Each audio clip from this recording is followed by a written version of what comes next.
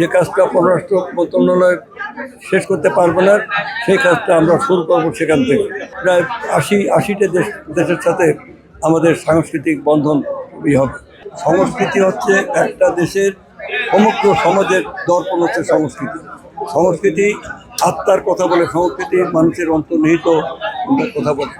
সাংস্কৃতিক মানে কূটনীতি, অর্থাৎ কালচারাল ডিপ্লোমেসি, যেটা এখন সবচেয়ে গুরুত্ব দেওয়া হচ্ছে।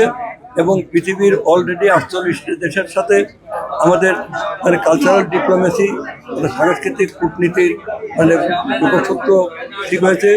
পররাষ্ট্র মন্ত্রণালয়ের সাথে আমাদের মন্ত্রণালয়ের সার্বক্ষণিক যোগাযোগ চলছে।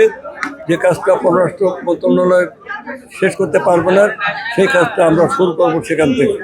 আমাদের এখানে আরও 30টা দেশের সাথে অন্তর্ভুক্ত করে প্রায় 80টা দেশের সাথে আমাদের সাংস্কৃতিক বন্ধন হবে।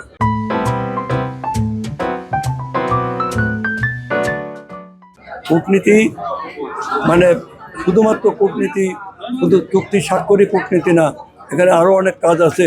অতএব আমাদের দেশের সাংস্কৃতিক মান উন্নয়ন করে শিক্ষা সংস্কৃতিকে আমরা যদি উন্নত করতে পারি, তাহলে আমরা আমাদের জাতিকে, আমাদের দেশকে, আমাদের জনগণকে মাথা তুলে দাঁড়ানোর মতো শক্তি সাহস আমরা নিয়ে যেতে পারি। এবং আমরা বিশ্বকে শেখাতে পারি শান্তি এবং মানে সমৃদ্ধির মাঝ দিয়ে, শিক্ষা সংস্কৃতি জ্ঞানভিত্তিক শিক্ষার মাঝ দিয়ে আমরা সমাজকে উন্নত নিয়ে যেতে পারি। আমরা সেই কাজগুলো আমাদের সরকার করে।